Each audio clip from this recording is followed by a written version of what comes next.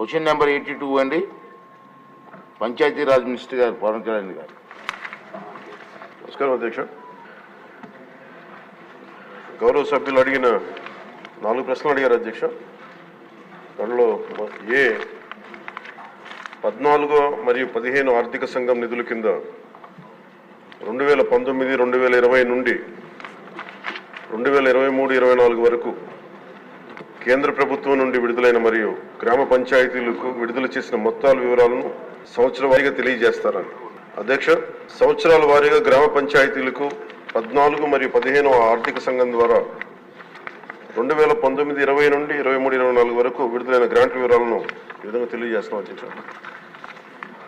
14 ఆర్థిక సంఘం 2019-20 ఆర్థిక సంవత్సరంలో కేంద్ర ప్రభుత్వం ద్వారా విడుదలైన మొత్తం 2,336,56,56,00,000 అధ్యక్ష.